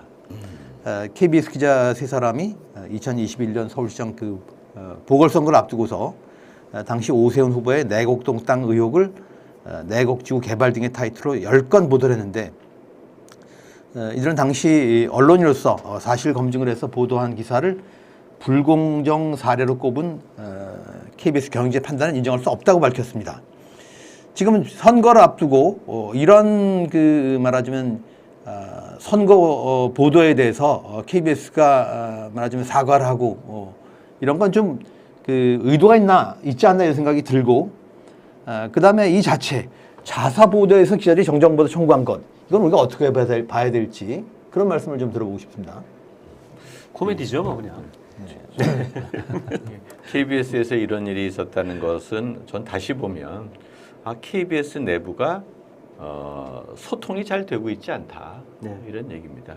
즉 KBS의 사장이 새롭게 이제 박민 사장이 온 다음에 자사 보도의 문제점을 지적하는 것을 처음 연설하는 과정에서 포함시키면서 문제가 됐었던 거 아니겠습니까? 불공정의 사례 해갖고 저는 이런 면에서 이것은 상당히 좀 문제가 된다라고 보는데요. 보도 편집의 자율성은 사장에게 모든 권력을 주는 게 아니고요. 보도 편집 즉 보도국장 등 일선 기자들이 외부의 간섭 없이, 그 외부의 간섭은 정치적 간섭, 경제적 간섭, 또 내부적 간섭도 있습니다. 즉 사장의 지시 이런 것들이죠. 이런 것으로부터 자율성과 독립성이 보장되어야 한다는 것이죠. 그런데 보도국의 담당 기자들이 반성하거나 또는 문제를 인식하고 있지도 않는데 사장이 일방적으로 과거에 자기가 사장 이전에 했었던 특정한 기사를 문제가 있다, 불공정하다라고 이야기하는 것은 월권입니다. 그리고 이것은 KBS 내부의 보도 편집의 기자의 자율성을 크게 훼손하는 것입니다. 대통령이 그럴 수 없고요. 삼성에서 그러면 안 되는 거죠. 그것처럼 박민 KBS 사장이 KBS 기사에 대해서 그래도 안 되는 겁니다. 저는 그런 면에서 문제가 있다고 봅니다. 그 예전에는 만약에 기사를 썼는데 이거 뭐 문제가 있다. 그래서 사장이나 심지어 사장이 아니라 그 같은 편집국에 있는 방송 보도국이겠죠. 편집국장이 이 문제가 있다라고 하면 예전에 그냥 들이받았거든요. 그랬죠. 그 안에서 예. 들이받고 뭐 술 한잔 마시고 또 풀고 그래서 그 과정에서 합리적인 방법을 찾아낸 그 과정이었거든요. 그렇죠. 근데 지금 KBS는 그 과정조차 지금 없는 거예요. 지금 말씀하신 것처럼 소통이 안 되고 있는 거죠. 공영방송 내부에서조차. 우리가 보통 벌써 몇 년 전부터 뉴스룸 민주주의 뭐 그런 이야기를 많이 하고 있지 않습니까? 근데 공영방송 KBS가 뉴스룸 민주주의 이거 완전히 지금 무너진 상태고 그게 박민 사장 취임 이후에 지금 벌어지고 있는 일인데요. 이 정정보도 신청을 한 언론중재 신청을 한 기자가 어디하고 인터뷰한 걸 봤더니 이런 얘기를 하더라고요. 박민 사장이 뭐 방송인 출신도 아니고 신문기자 출신인데 처음에는 도대체 이런 사람이 와서 이 KBS 공영방송 KBS 사장으로서 어떻게 할 수 있을까 반신반의했는데 지금 보니까 아주 수준 미달이다 이런 이야기를 하더라고요. 네. 왜 수준 미달이냐? 아니 자기도 언론인이었으면서 기자가 쓴 기사를 자기 마음대로 사장이라고 자기 마음대로 이거 잘못됐다. 기자들한테 한번 물어보지도 않고 설명을 듣지도 않고 했다는 거죠. 근데 그 기자는 이미 이른바 생태탕 보도죠. 네. 그 보도가 고발을 당해서 검찰에서 다 수사를 했어요. 네. 근데 문제가 없던 걸로 나왔거든요. 그렇죠. 기자들이 언론인들이 진정성을 가지고 취재를 했다라고 해서 문제가 없는 걸로 나온 보도였어요. 근데 이걸 가지고 사장이 그러니까 기자로서는 그렇게 생각하는 거죠. 좀 무슨 저런 사람이 기자 출신이라고 이런 생각을 하는 거죠. 그 기자는 그렇게 생각을 한 것 같아요. 박민 사장이 정말 저 사람이 KBS 사장으로서 수준이 되는지 여기에 대해 그 질문을 던지더라고요. 네. 윤석열 대통령 이후에 민주주의의 퇴행이 많은데 그게 법 제도를 넘어서 민주주의라고 하는 기본 인식의 네. 규범들이 해체가 되잖아요. 예. 뭐 야당 대표를 만나지 않는다든지 무슨 뭐 여야가 있는 균형에 있는 방통위 위원을 여당 목만 대통령 목만 임명하고 야당은 애초에 임명하지 않는 이게 민주주의의 규범인데요. 언론의 규범이라는 게 있습니다. 박민 사장이 뭐 신문 기자 출신인가요? 그렇습니다. 네. 그랬으면 최소한의 신문 기자로서의 자기윤리, 직업윤리라는 게 존재하는 것 아니겠습니까? 그때 뭐 동아 투위까지 거슬러 올라가서 모든 걸 다 동의하라라고 얘기하지는 않지만 언론이 권력을 비판하기 위해서 제4부로서의 권력을 갖고 그걸 보장하기 위해서 언론 자유가 필요하고 그러기 위해서 기자들은 뭐 중립성과 뭐 불편 부당성 이런 것들을 강조해야 된다. 이게 기본적인 규범 아닙니까? 근데 그런 규범을 해체시키고 있다. 네. 저는 그런 면에서 대통령은 민주주의의 퇴행행, 그래서 민주주의의 규범을 해체시키더니 이제 KBS 박민 사장은 민주 언론의 기본적인 사회적 약속을 완전히 파괴하고 있다. 이렇게 얘기할 수 있습니다. 오죽하면 뭐 국민의 방송이 아니라 박민의 방송이라고 하겠습니까? 예. 그런데 어쨌든 정권 차원에서 언론 장악이 이루어지면서 뭐 그 기자 심지어 뭐 언론사 사장 집까지 압색을 하고 그랬지 않습니까? 그렇게 해서 이 자기 검열이 거의 체화됐다면은 이 지배 구조를 통해서 말하자면 그 방송 경영진을 바꾸고 이제 인사권을 통해서 다시 기자들을 지배하면서 그런 그 자율 편집, 자율 편성에 심각하게 위협을 받는 그런 상황이 아닌가 싶습니다. 그리고 이 모든 것이 다 총선을 그 겨냥해서 이루어진 일련의 과정이 아닌가 그런 생각을 합니다. 자, 오늘 그 좀 사이드 이슈 이런 걸 한번 좀 그 여쭤볼까 합니다. YTN 기자 출신인 그 언론학자 강형철 숙대 교수가 칼럼에 있어서 이런 이야기를 했습니다. 디올백 사건의 보도에 대해서 취재 방식의 정당성 문제를 제기를 했는데요. 공익적인 보도를 하더라도 이른바 낚시질로 속여서 대어를 낚는 것은 금지해야 한다. 뭐 이런 주장입니다. 그러면서 강 교수가 미국의 사례를 인용을 했는데요. 1992년에 미국의 슈퍼마켓 체인 푸드 라이언의 ABC 방송 취재진이 그 위장 취업을 해서 몰래 카메라 영상을 보도했다고 합니다. 그 후에 그 미국 법원이 주거 침입 직원으로서의 충성 의무 위반 혐의로 벌금 $2 선고했다는데 지금 이 말하자면 그 듀얼백 이 보도가 말이죠. 이 본질은 사라지고 이 진영 갈등이 극심한 상황에서 뭐 함정 취재 뭐 이런 논란이 벌어지고 있는 이 상황에서 법원이 그럴 거로 지금 기대하기는 어렵겠습니다만 어쨌든 이런 식의 해법 대안 이런 것도 우리가 한번 음미해 볼 법하다 그런 생각을 했는데 이 교수님 언론학자로서 어떻게 판단하시나요? 이게 뭐 적절한 예인지는 잘 모르겠어요. 이게 지금 대통령 부인의 뇌물수수 사건이거든요. 뭐 디올백 300만 원이 작은 파우치라고 그래서 작은 뇌물이라고 그래서 뇌물죄가 성립되지 않는 건 아니잖아요. 저는 그런 면에서 이 문제를 중요한 사회적 현안에 있어서 언론은 심층적인 탐사 보도를 해야 한다. 그리고 거기에서 나름대로 취재윤리 위반이 있다면 그 취재윤리 위반은 감내하는 겁니다. 그게 $2가 됐든 2,000원이 됐든 뭐 벌금을 뭐 물겠다라고 생각하는 거 좋다고 생각합니다. 그리고 이게 뭐 기자 자체가 언론사 자체가 이것을 함정 취재했다기보다는 뭐 정보원이 제공한 거 아니겠습니까? 저는 그런 면에서 뭐 미국의 법 제도에 맞게끔 이것을 인용하는 것 자체가 자칫하면 디올백 보도에 대한 이야기의 본질을 좀 벗어나게 하는 것이다 라는 생각이 들고요. 대통령 여사의 뇌물수수 사건에 대한 언론의 취재윤리 부분이 있다면 그 부분에 대한 책임을 져야 하고요. 본질은 여전히 디올백의 뇌물성에 대해서 사회적 평가를 해야 되고 다른 언론도 그 내용에 대해서 집중해야 된다라고 저는 다시 한번 의제를 삼고 싶습니다. 네, 저도 적극 동의하고요. 교수님 이제 언론 학자신데도 불구하고 이렇게 말씀을 해주셔서 저는 너무 감동적인데 네. 저는 뭐 저 이프채 선배는 저보다 훨씬 더 기자 생활 오래 하셨고 저는 한 10몇 년밖에 못했습니다. 하지만 저도 이제 한때 그 기자물을 먹었던 사람으로서 아니 현재도 언론인이신데요. 뭐 지금 뭐 그렇지만요. 네. 아니 그 요즘 젊은 기자들이 이런 문제에 굉장히 민감한 것 같아요. 이게 불법이냐 아니냐. 그 따지는 건 맞습니다. 그래서 언론 윤리를 가능 지키는 것이 맞죠. 그런데 공익적 보도는 다 공익적이라고 저는 생각하지 않거든요. 공익적이지 않은 보도도 있습니다. 굉장히 어떤 자기 회사 그 언론사의 그렇죠. 이익을 탐한다든지 특정 뭐 세력이나 특정 집단의 이익을 위해서 보도하는 경우가 많거든요. 하지만 지금 말씀하신 것처럼 이 보도는 공익적인 겁니다.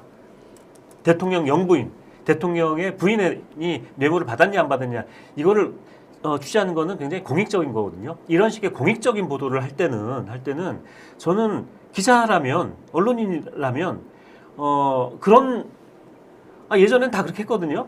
물론 그게 불법이죠. 자료를 훔친다든지 뭐 그렇게 하지만 그것이 공익적이라면은 내가 그런 불법을 저질렀다든지 윤리를 어겼다든지 해서 책임질 건 책임지겠다.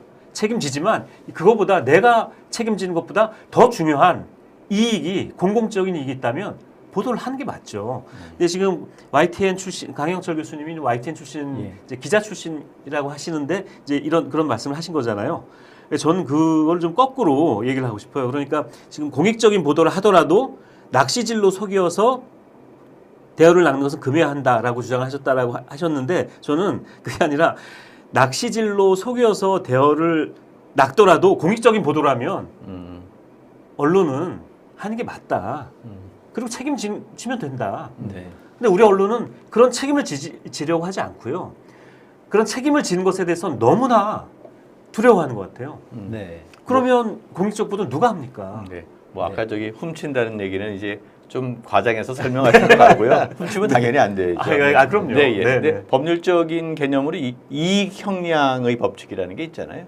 그 언론 자유를 이런 공익적 취재를 허용해서 얻는 사회적 이익이 뭐 얼마라고 한다면 언론 윤리를 훼손해서 감당해야 될 우리 사회적 부담이 얼마인지를 저는 늘 이익 형량할 필요가 있다라고 생각하고 이게 법률적 개념이니까요. 저는 그런 면에서 이러한 공익적 보도를 자칫 법률적 문제로 쟁송하거나 문제를 제기하는 것이 어떻게 보면 우리 언론에게 대통령 관련된 보도를 못하게 하는 위축 효과를 가져올 수 있다.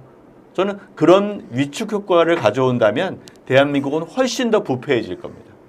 훨씬 더 암담해질 겁니다. 저는 그래서 그런 이익의 어떤 좀 훼손이라는 것들을 감당하기 어렵다라는 생각에서 이러한 디올백의 어떤 본질적 논의와 다른 부수적인 논의로 초점을 흐리게 하는 것은 적절하지 않다라고 봅니다. 네. 짐작컨대 아마 강영철 교수는 뭐 일종의 사회적 해법이랄까 이런 걸 얘기한 것 같고 네네.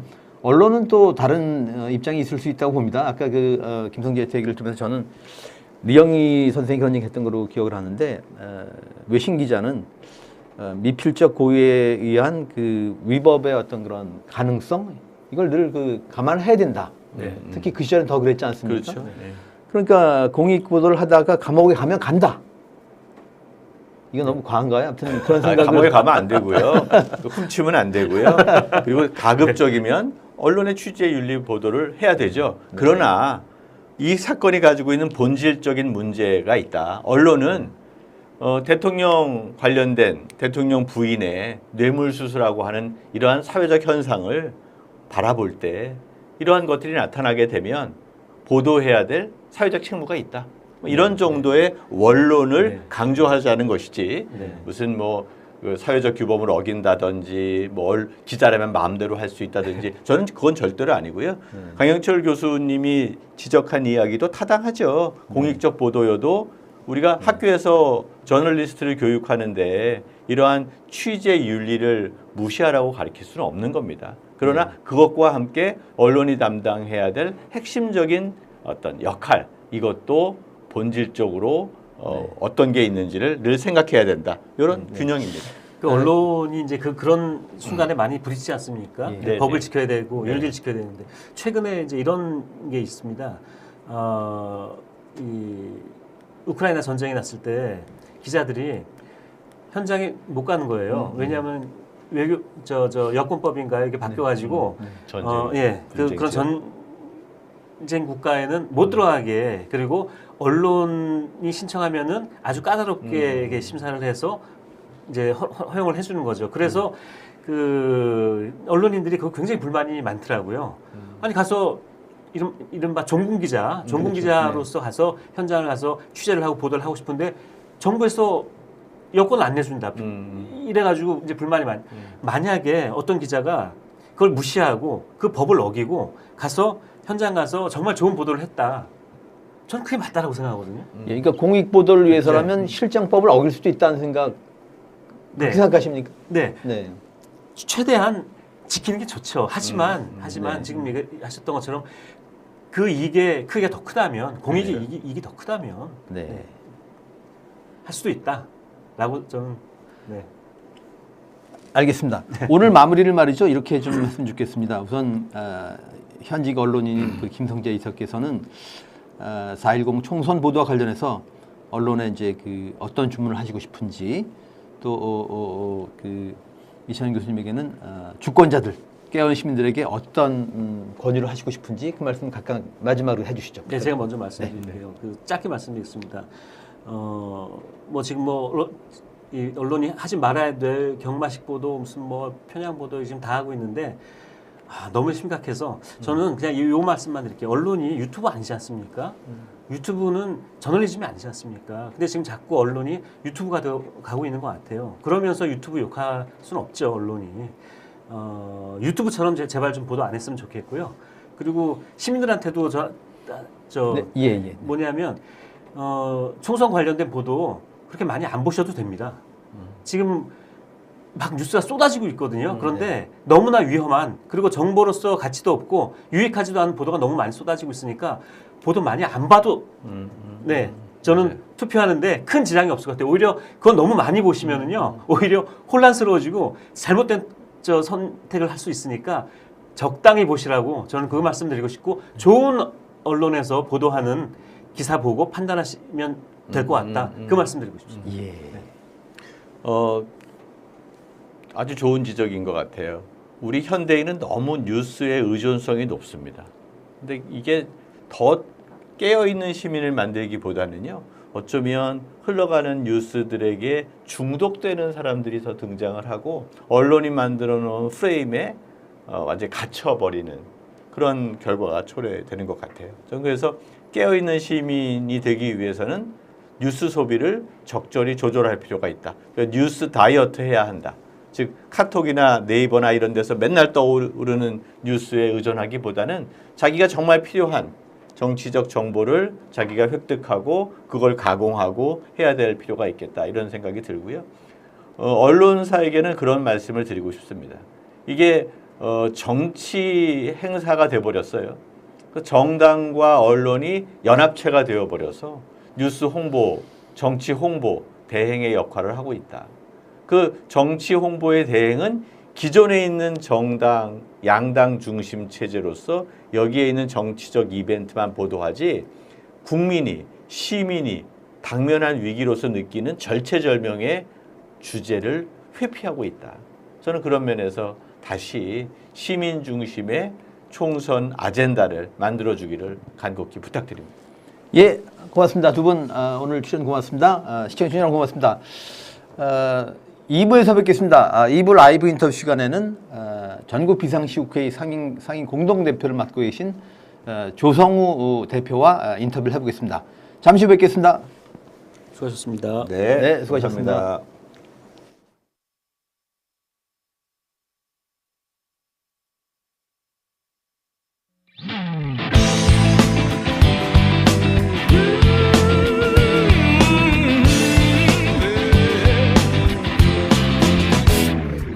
너희들의 펜과 카메라는 칼이다, 종이다, 살인 무기다. 사람 목숨 하나쯤 우습게 죽이는 무기다, 살인 무기다. 그 끔찍한 펜대를 이제 멈춰. 그 끔찍한 카메라를 이제 멈춰. 양심이라는 게 있다면 카메라를 돌려 너희들을 향하게 해. 그 앵글에 붙은 수없이 많은 죽음을 세어봐. 도무지 죄책감이 들지 않는다면 너희는 바로 짐승. 그렇다면 우리들이 너희들의 펜대를 꺾어주지, 카메라를 부숴주마. 왜곡하고 부풀리고 비틀어대는 펜대를 멈춰. 찔러대고 쏘아대고 목졸라 죽이는 카메라를 멈춰. 왜곡하고 부풀리고 비틀어대는 펜대를 멈춰. 찔러대고 쏘아대고 목졸라 죽이는 카메라를 멈춰.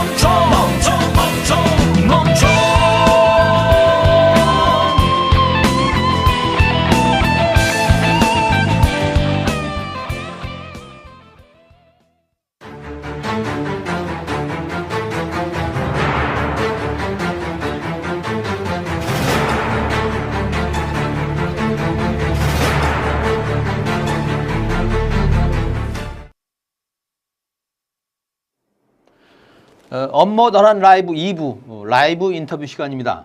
오늘 초대한 손님은 조성우 전국 비상시국회의 상임 공동대표십니다. 어서 오십시오. 네, 안녕하세요. 아신 대로 이제 총선이 한 한 달 열가량 남은 것 같습니다. 때이른 질문 같기도 합니다만은 단도직입적으로 40 총선 결과 어떻게 전망하시나요? 압도적 승리를 해야 되는데 매우 쉽지 않다. 네. 네, 그렇게 생각합니다. 쉽지 않다고 보시는 나름의 근거가 있으실 텐데 남은 변수로 뭘 꼽으시겠습니까? 변수라기보다 외래 이제 상수의 문제가 더 클 것 같은데 민주당이 참 너무 못한다 이런 생각. 선거 전략 이 부분은 이런 정치의 파행에 불과하고 이 선거애들은 다 선술해서 국힘이 참 선거운동 참 상대적으로 잘하고 있지 않나. 네. 이런 두 상수의 이제 문제가 제일 크다고 생각합니다. 네. 이번 총선의 의의 뭐라고 보십니까?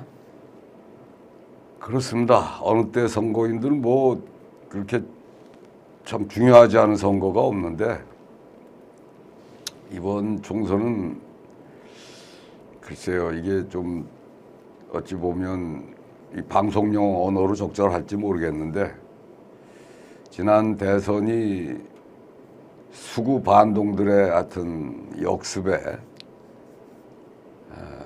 참 그동안 민주주의를 위해서 노력했던 모든 사람들 또 그 성과들이 크게 위협받고 파괴되고 있다고 생각합니다. 그래서 그 비용을 지금 혹독하게 치르고 있지 않습니까? 아주 혹독하게, 예, 혹독하게 치르고 있고 총선은 회복을 위해서 뭐 만회라 그래도 좋고요.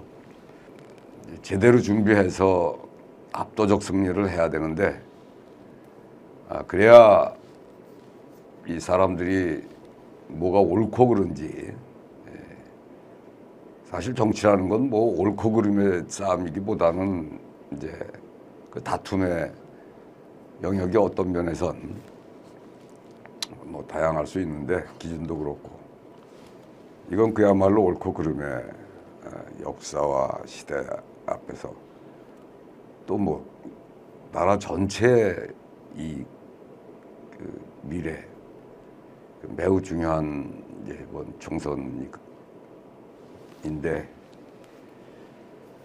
상대적으로 하여튼 저희 쪽 준비가 매우 부족하지 않나. 그러나 이제부터 이제부터 또 하여튼 할 수 있는 최대한 힘을 발동해야 되지 않나 싶습니다. 이제 뭐 행정부가 완전히 뭐 노골적인 선거 운동을 관건 선거하고 있지 않습니까? 관건 선거를 지금 하고 있는 터에 예를 들면 지금 의대 증원 문제 네. 그거 선거용이라는 거죠? 네, 그 뭐 지금 그게 과연 그렇게 졸속으로 네. 처리될 문제인가 하는 건 뭐 웬만큼 상식 있는 국민들이라면 다 아는 네. 건데 이 시기에 전선을 그렇게 딱 치고 네. 했을 때 글쎄 끔표에 도움이 되지 않을까요? 저쪽이 네. 그런 것 같습니다. 예. 지난 정부 때 뭐 내용과 절차에 관계없이 그러게요. 예. 네. 지난 정부 때 500명 증원을 시도하다가 이제 무산됐습니다. 그러니까 2,000명 지금 하겠다고. 더더구나 이제 대비가 되겠죠. 네. 예. 알겠습니다. 무능한 전 정권이 못한 거 우리는 해낸다. 네. 뭐 이런 식. 예. 지금 뭐 저 그린벨트 해제라든가 그러게 말입니다. 예. 표와 관련된 아주 큼직큼직한 지금 이제 헛공약들을 이제 내세울 공약과 헛공약들을 이제 막 이제 뿌려대고 있는 건데 글쎄 민주당은 지금 어떤 메시지로 지금 국민들에게 다가가고 있는 건지 네. 이런 점에서의 안타까움이 있죠. 알겠습니다. 연합정치시민회의 공동운영위원장도 맡고 계십니다. 네. 예. 풀네임이 정치개혁과 연합정치를 위한 시민회의 이렇던데요. 이른바 연합정치란 게 무엇이고 그걸 어떻게 복원하시겠다는 건지 좀 말씀해 주시죠. 지난 얘기부터 좀 하자면 탄핵 때 박근혜 대통령 탄핵 때 민주당 힘만으로 국회에서 의석이 안 됐죠. 그랬죠. 예. 예. 그러면 그때 당의 이름이 뭐죠? 새누리인가요? 그쪽 의원들 뭐 유승민 뭐 등등 의원들이 찬성을 했어요. 탈당까지 하고 네. 바른미래당이었나요? 제가 당 이름을 자꾸 네. 하도 많아가지고 이제 그렇죠. 바로 예. 오락가락 하는데 그분들과 또 촛불 시민들 예.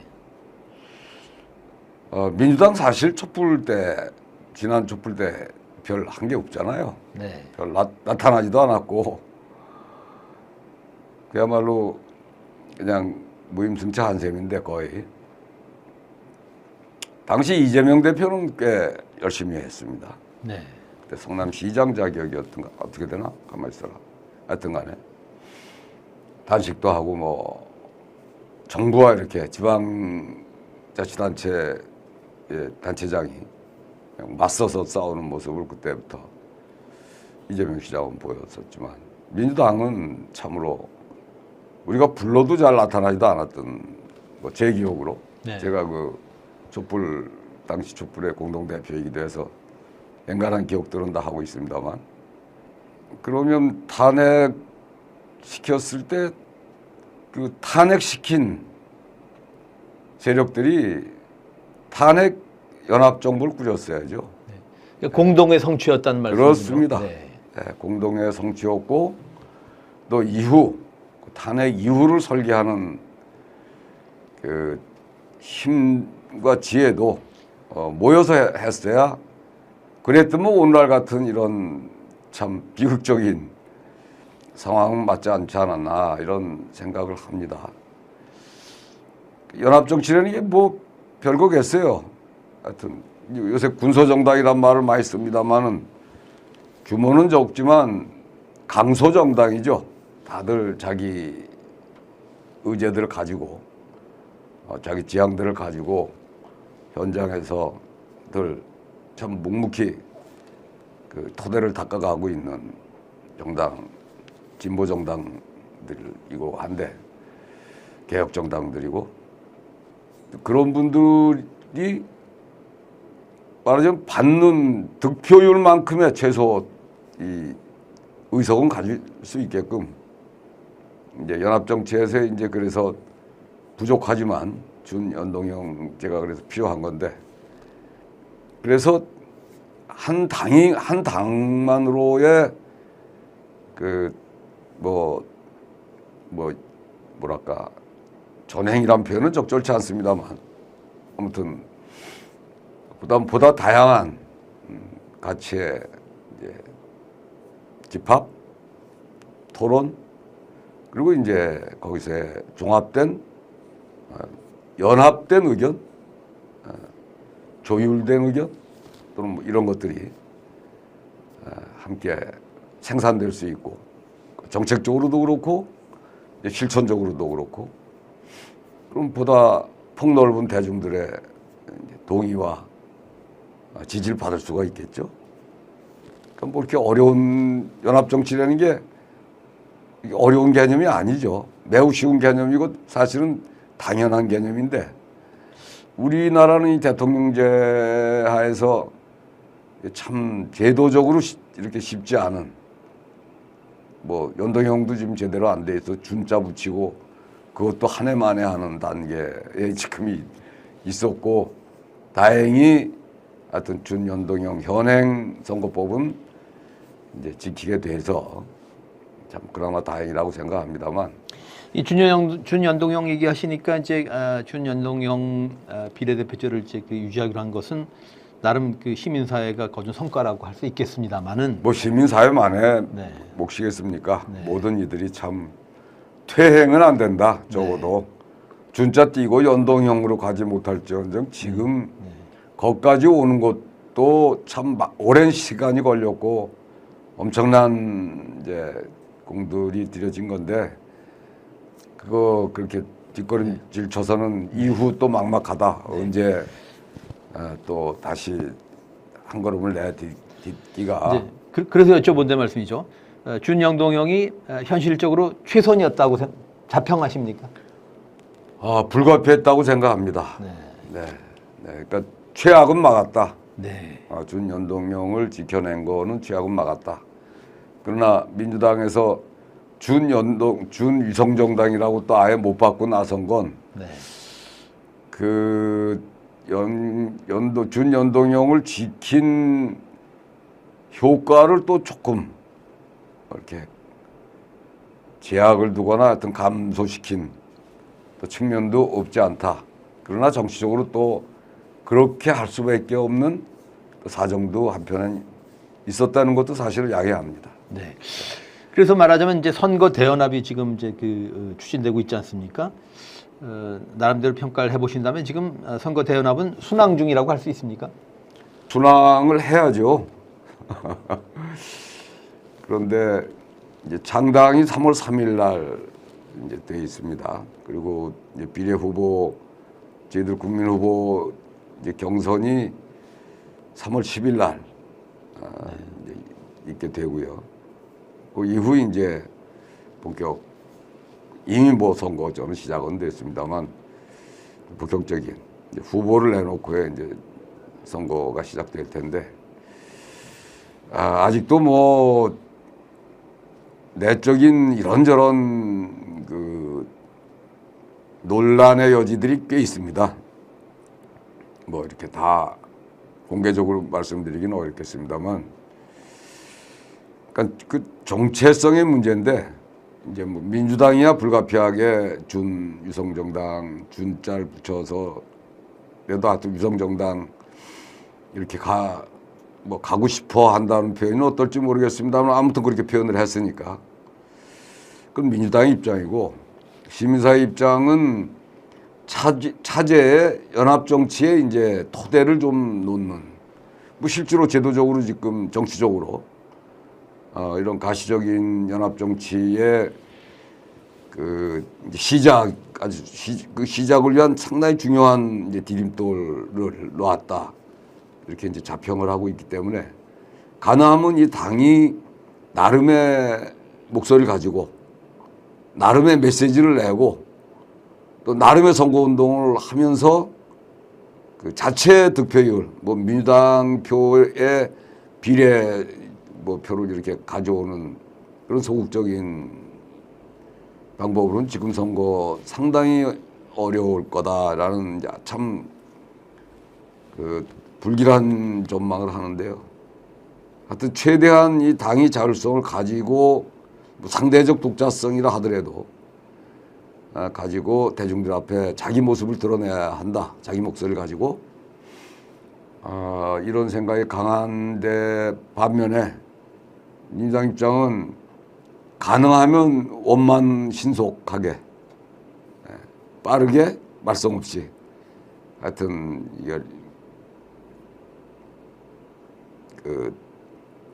아직 당명은 정해지지 않았습니다만 지금 민주개혁진보연합 이 당을 이제 말하자면 행정적 처리를 빨리 하고 싶어하는 그런 욕구는 있으리라고 봐요. 네. 그러나 그거는 최소한 선거는 아니다. 네. 예, 그렇게 생각합니다. 네. 그래서 그 선거 대연합에 진보당과 새진보연합이 이제 그 참여를 했고 네. 각각 그 비례대표 후보자 3인을 이제 그 선정하지 않습니까? 네. 이와 더불어 소위 이제 국민후보 4명을 이제 그렇습니다. 선임하는데 네. 어떻게 선정합니까? 일단 신청은 뭐 자격 제한 없습니다. 네. 네. 그러나 그 우리나라 뭐 이중 당적이 이제 금지되어 있지 않습니까? 네. 그러니까 신청할 때 당적은 없어야 됩니다. 네. 그게 유일한 이제 조건이라면 조건이고 누구나 남녀노소 할 거 없이 누구나 뭐 학력 저희들이 아마 제가 지금 그 실무 최종을 어제 뭐 발표는 했습니다만 최종 학력 이런 것도 아마 제출 서류에 안 들어가 있을 겁니다. 네. 네. 어떤 제한 없이 누구나 참여할 수 있다 이런 거고요. 다만 그 저희들이 이제 그건 뭐 기준이라기보다 아무튼 하나의 이제 그 생각하실 신청할 때 그래도 뭔가 이렇게 생각하실 이제 근거를 좀 말씀드려야 되지 않나 싶어서 그 사회 경제적 불평등 해소를 위해서 노력한 이제 분들, 진보적 이런 자기 생각을 갖고 있는 분들, 이게 이제 네. 하여튼 뭐 요강이라기보다 하여튼 그런 선에서 이렇게 그러니까 뭐 이렇게 딱히 범주라고 제한하는 건 아니겠습니다만 크게 이렇게 말씀을 드려봤습니다. 네. 그럼 이렇게 해서 이 민주개혁 진보 선거 대연합 후보 10사람이 그러면 비례대표 후보 이렇게 상위에 그 10번까지 배치가 되는 겁니까? 이게 이제 그러니까 네 단위가 하잖아요. 네. 민주당, 그 새진보당, 진보당 그리고 심사회. 네. 그럼 이제 안정권이 사실은 그 지난 선거 때 보면은 지난 총선 때 보면 한 16, 7% 안정권인데 그 이걸 맨 처음에 구성할 때만 하더라도 한 20번까지는 되지 않나 해서 20번 안에 일단 그 네 단위의 후보들을 그 이렇게 순환적으로 배치를 하는 걸 어떤 기본 원칙으로 삼았었고, 다만 세 당이 합의를 해서 1번은 심사회가 국민 후보죠. 네. 국민 후보를 배치하기로 합의를 했고, 나머지는 이제 그 이제 순환하면서 하는데 이제 1번을 저희들이 선순위를 받다 보니까 저희들은 이제 좀 후순위에 또 이렇게 한 2분 정도는 또 이렇게 후순위로 배치되고 있고 그렇습니다. 1번이 상징성 있겠네요. 그렇습니다. 네. 지금 뭐 거명되는 분들이 좀 있습니까? 아니 뭐 거명은 저희들이 해서도 안 되고 할 수도 없고, 네. 참 뭐 훌륭하신 분들이 참 여성 1번이면 당연히 여성이니까 네. 여성분들이 저 아주 적극 응모해 주셔서 그 시민들의 손으로 직접 뽑을 수 있도록 네. 적극 응모해 주시기 바랍니다. 알겠습니다. 남성도 물론 마찬가지입니다. 이건 제가 차별적 발언을 하는 것 같은데. 네. 예. 알겠습니다. 윤석열 정부의 본질에 대해서 최근에 이제 그 검찰의 연성 파시즘이다 이렇게 규정하신 걸 봤습니다. 예. 윤 정권의 가장 심각한 문제가 뭐라고 보십니까? 일일이 뭐 하여튼 얘기하기도 참 민망스러울 정도인데, 기본적으로는 앞에 제가 잠깐 말씀을 드렸습니다만 그 참 짧지 않은 시간 이 분단 이후 그 어렵게 일궈놓은 사회적 가치, 어떤 역사적 가치, 역사적 기준, 이런 것들을 참 그렇게 쉽사리 허물어 버릴 수가 있나. 그야말로 망연자실할 정도의 급속도로 그야말로 만행인데, 그걸 참 이렇게 어찌 보면 참 하는 순간에 이렇게 당해온 요 지난 1년여의 세월이었다고 봅니다. 이제 비상시국 개인은 이거 정말 큰일 났구나 싶어서 이제 원로 선생님들을 비롯해서 뭐 촛불 그 행동 이제 시민들, 그러니까 87년 세대와 지금 지난 촛불, 박근혜 퇴진 촛불 때 촛불과 이제 현 촛불들이 다 이렇게 전국적으로 모여서 전국 비상시국회를 꾸렸습니다만 정말 비상한 시기죠. 더더구나 지금 그 미국의 이 일방적 패권이 이렇게 상당히 이제 그 쇠퇴라 그럴까요? 경향적 쇠퇴겠습니다만 그 다극화가는 게 눈에 보이는데 그건 나라의 이익이 상당히 애들 문자로 줄 잘못 쓰면 이게 아찔한 상황이 벌어질 수도 있는 네. 분단된 상황에서 또 중국과 대만의 문제가 얽혀 있고 미중의 이제 이런 그 대결적 경쟁 복잡한 이 구도 속에서 참 이런 표현 적절치 않겠습니다만은 그 미국 바지가랭이 잡고 지금 나라를 이게 이끌고 가겠다는 게 도대체 말이 되는 건가 이런 아주 심각한 외교 안보적인 문제, 그 역사적 사회적 가치의 문제, 매우 심각한 정말 이 상황에 와 있다고 생각을 합니다. 네. 예. 알겠습니다. 조선배는 민족화해협력 범국민협의회 민화협의 발족을 이제 제안을 하시고 집행위원장을 거쳐서 공동 상임의장을 지내신 이제 통일운동가십니다. 예. 최근에 이종석 전 통일부 장관이 민들레와의 인터뷰에서 왕조 사회주의 북한과의 통일은 어차피 어려웠다. 뭐 이런 얘기도 뭐 한 걸 봤습니다만은 이 통일의 전망도 더 어려워졌다고 볼 수 있지 않습니까? 어떻게 보시나요? 그러게요. 임 장관이 그 통일부 장관까지 한 분의 언사로서는 참 적절치 못했다. 북을 그냥 왕조 사회주의라고 그렇게 간단히 규정해도 되는 건지에 대한 이견도 있습니다. 두 번째는 통일이 어떤 통일이냐를 봐야 되는데 그분은 통일을 제도적 이렇게 무슨 통일 이쪽에 더 주안점을 두고 말씀하신 것 같은데 함께 공존 공영 저 4.27 판문점 선언의 정신이 그거라고 보는데 공존 공영하면서 아무튼 그 이제 뭐랄까요 하여튼 완벽한 통일 뭐 그런 용어는 이 사회과학적으로는 적절치 않겠습니다만 아무튼 민족 공동체가 이렇게 제대로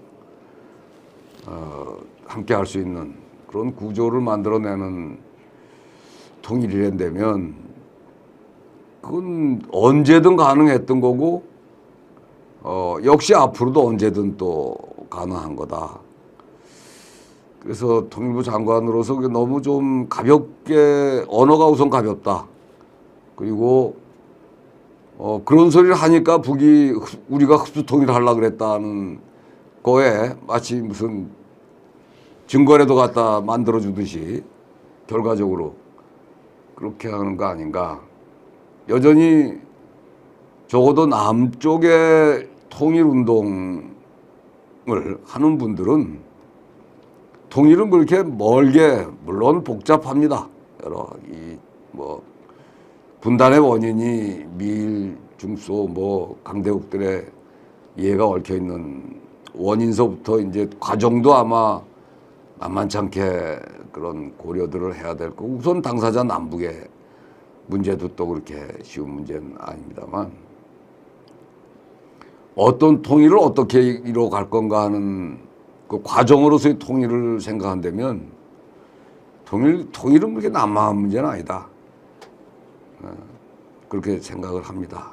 그러나 지금 북이 뭐 입장을 바꿔서 생각을 하면 그 세계 최강국 뭐 우선 군사 강국 미국이 그냥 온갖 첨단 그 무기들을 이제 갖다 놓고 지금 바로 면전에서 막강한 전력을 과시하고 훈련을 해야 되고 쏴대고 하는 판에 북으로서의 그 안보 위협은 남쪽에서 생각하는 것보다는 훨씬 심각한 위협을 느낄 수밖에 없었을 거다.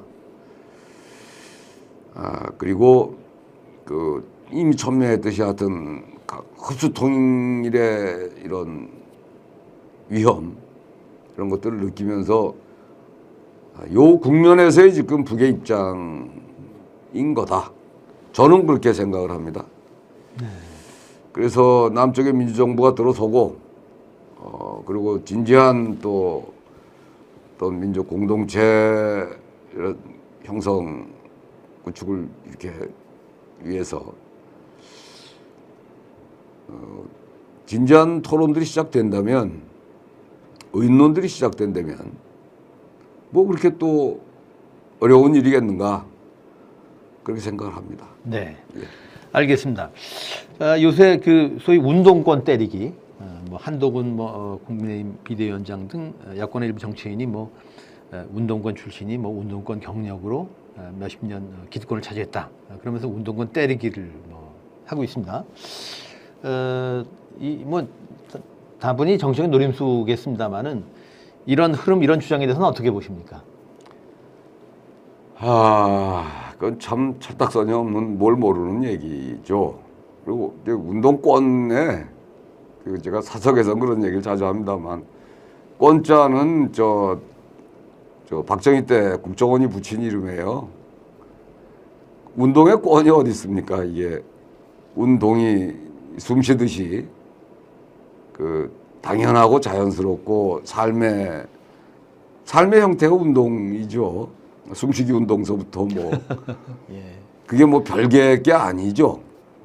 그게 이제 정치적 사회적인 어떤 이 보다 조직적이고 어떤 이슈를 중심으로 해서 어떤 이 쟁투, 쟁론 이런 것들이 벌어질 때 이제 차별이 있는 거고 이런 거겠죠. 그래서 우선 운동권이라는 용어 자체가 우선 잘못된 그 말들을 쓰는 거고, 그다음에 그 운동 소위 뭐 그분 말씀대로 운동권에 그 운동권을 구성하고 있는 99.9%가 다 어디 있냐면 지금 뭐 생산 현장에 있거나 뭐 하여튼 생활 이제 현장에서의 이제 교육 문제 뭐 등등 뭐 문화적이도 마찬가지고 특권은커녕 그 아직도 생계 걱정을 하는 운동권 가족들이 절대 다수가 이 사회에 있습니다. 그래서 아마 정치권에 진출한 이제 분들에 대한 뭐 얘기를 이제 그렇게 싸잡아서 얘기를 하는 것 같은데, 그분들이 처음에 들어갈 때 기대만큼 못 미친 건 뭐 사실이겠죠.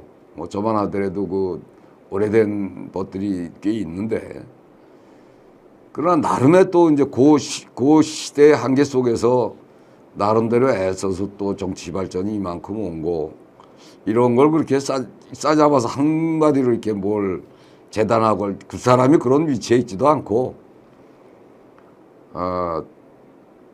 누구 말씀대로 오히려 참 운동 덕에 그래도 검사가 이제 그렇게 완장찰 정도로 권력을 찰 정도로의 공간을 열어준 것도 어찌 보면 참 운동의 덕인데, 참 몰라도 너무 모르는 얘기를 했고, 차제에 그러나 그 뭐 한 번도 그런 일들이 없지만 그 운동하는 분들의 이런저런 또 차제에 여러 그 성찰의 계기도 또 그래서 정말 우리가 이 헌신과 그 어려움 속에서 견뎌냈던 이 세월들을 제대로 지금 그 노력들 제대로 하고 있는가? 또 이 성찰을 통한 진보를 생활 속에서 이뤄내고 있는가? 정치적으로 사회적으로 이뤄내고 있는가? 그 우리 요번에 그 요강이라 그럴까요? 하여튼 그 정말 사회 경제적 불평등을 해소하기 위한 실질적인 구체적인 행동들, 노력들, 연구들 어느 만큼 치열하게 했는가 이런 거에 대해서는 뭐 차제 종합적으로 내적인 우리 성찰의 계기를 또 삼아야 되겠다 네. 이런 생각도 합니다. 예. 그 답변 중에 지금 뭐 완장이라는 말을 하셨는데 이 정권 정말 완장 권력 같은 그런 생각이 듭니다. 이미 검찰 완장이라는 게 무지하게 센 완장인데 네. 그걸 이제 나라의 권력을 네. 이제 본인들 생각에는 저는 뭐 택도 아니라고 생각합니다. 본인들 생각에 이제 쥐어 찼다고 생각을 하는 모양인데 네. 바로 그렇기 때문에 단명할 수밖에 없습니다. 네. 그 완장조차 국민이 채워준 거 아닙니까? 글쎄요, 선거에서 이겼으니까 채워줬다고 봐야죠. 네. 근데 채워줄 때 당부사항과 그 염원 기대 네. 그리고 엄한 경계가 다 담겨 있는 건데 네. 그걸 깨닫고 있지 아직도 뭐 깨닫고 있는 기는커녕 완전히 거꾸로 가고 있는 예. 형국이라서 네. 아마도 총선 일단 뭐 총선에는 이겨놔야 되겠지만 이겨도 압도적으로 이겨야 되겠지만 또 그렇게 되도록 우리가 정말 힘을 다 합쳐야 되겠지만 그 총선 이후 상당한 변화들이 급속하게 벌어질 거다 네.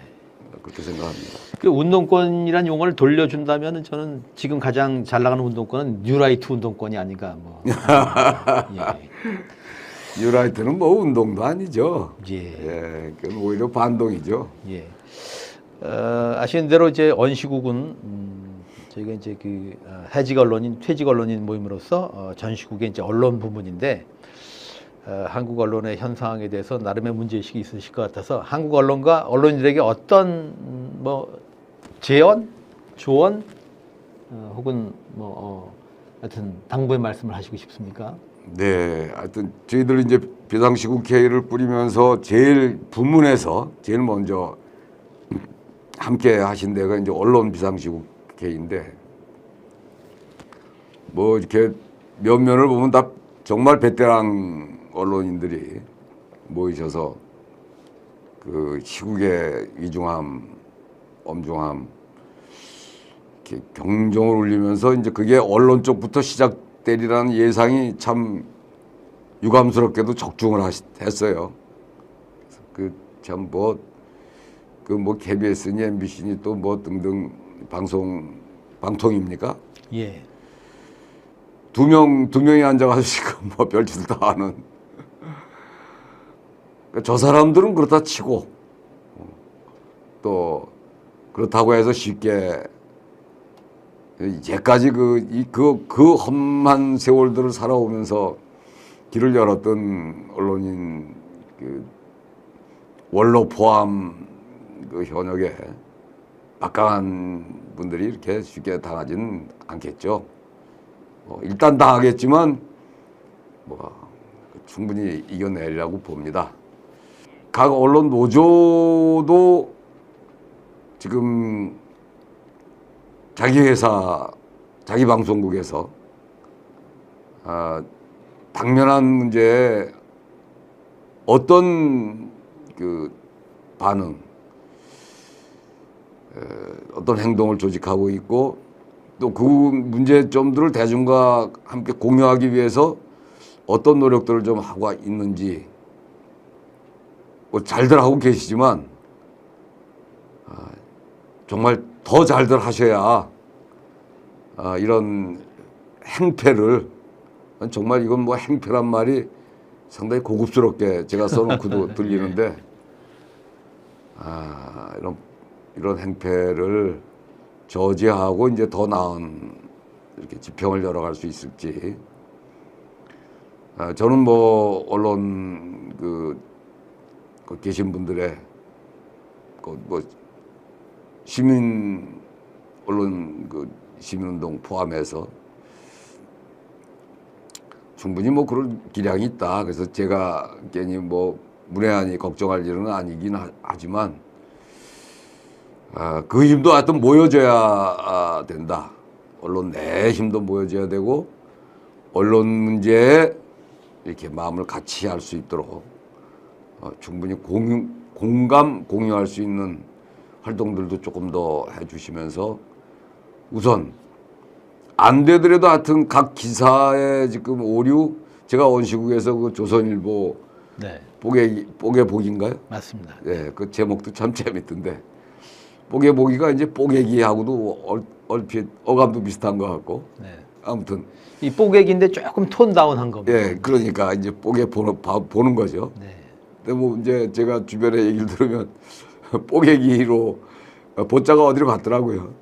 뽀개기로만 이제 회자되면서 관심들을 지금 불러일으키고 있는데 아무튼 매 사건 매 이슈에 대한 이런저런 표현들에 대한 것도 과거 역사 속에서 어땠고 하여튼 지금 어떻고 이런 매우 귀한 이제 그 프로그램을 하신 걸로 압니다만 저는 아주 뭐 정말 고맙고 이렇게 환영합니다. 그리고 지금 반응들도 상당히 좋습니다. 이제까지 그게 없었죠. 예. 그런 매 눈으로 이렇게 날카롭게 지적하고 지켜보고 또 거기에 따르는 이제 또 행동들을 조직하고 이게 참으로 귀한 이렇게 노력들을 하고 계신데 고맙고 현역 언론인들도 이런 귀감 삼아서 함께 다시 뭐 언론이면 언론의 새 역사를 시작하는 큰 대우에 함께 해주셨으면 그런 바람이 간절합니다. 예, 이제 마지막 질문입니다. 총선을 코앞에 두고 주권자인 국민, 깨어있는 시민들에게 어떤 당부를 하시고 싶습니까? 제가 뭐 감히 당부 뭐 하기보다는 그저 제 생각인데 우선 저부터도 저는 이제 뭐 나이가 이제 노년 쪽 분류하자면 노년 쪽이고 이제 노인들 친구가 이제 동네에도 제법 있는데 하여튼 이웃들과 이렇게 의견을 나누고 절대 다투지 마시고 자기 생각을 얘기하고 이게 어때야 되는 건지 그러면 구체적으로 어떤 선택을 해야 되는 건지 이런 것들은 건강한 토론들을 비롯해서 또 할 수 있는 이런 그 작은 자기 이제 재주들을 또 뭐 어떤 분은 만화도 잘 그리는 분이 있을 수 있고 또 어떤 분은 음악을 잘 하는 분일 수도 있고 그런 문화예술의 온갖 방식을 이렇게 다 할 수 있는 기량들을 한껏 발휘하셔서 이게 세상이 왜 이렇게 된 건지 뭐가 베껴야 되는지 어떻게 베껴야 되는지 그래서 어디로 가야 되는 건지 이런 것들을 저는 동네 구석구석 그 골목마다 열심히 만나서 이웃들과 소통하는 게 우선 중요하다. 그래서 저희 그 전국 비상시국회의는 유권자운동본부 이제 활동을 시작을 했어요. 그래서 지역의 이제 지역본부들 과도 그렇고 오늘도 아마 그 전국 합동 토론이 있을 텐데 그 워크숍이죠. 그래서 이런저런 보다 더 효과적인 이제 시간도 없고 어떻게 이게 신속하고도 좀 효과적인 유권자 운동, 뭐 주권 운동이죠. 주권 회복 운동이기도 하고 할 수 있는가 이런 걸 이제 유권자 운동 유권자 차원에서 지금 오늘 워크숍을 또 아마 3시부터인가 이렇게 오늘 할 텐데요. 그런 각급의 의견 그룹들 이제 그 마을 이거 선거는 이제 지역에서 다 하는 거니까 지역 단위의 하여튼 의견 그룹들을 이렇게 크고 작은 의견 그룹들을 이렇게 조직해서 그게 꼭 무슨 형식을 갖추지 않더라도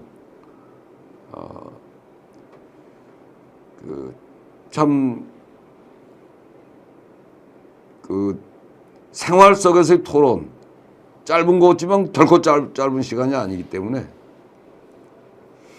그렇게 꼭 골목골목에서 하여튼 밥상머리에서 이제 시작돼야 된다. 그러면 엄청난 아마 이 바라시는 대로 좋은 결과를 선거에서 가져올 수 있지 않겠는가 그렇게 생각합니다. 네, 고맙습니다. 민주개혁진보선거대연합이 이번 총선에서 큰 성과를 거둠으로써 윤석열 정권의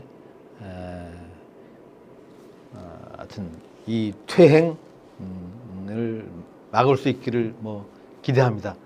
자, 라이브 인터뷰 오늘은 전국 비상식회의 조성우 상임위 공동대표를 만나봤습니다. 여러분 고맙습니다. 고맙습니다. 수고하셨습니다. 예.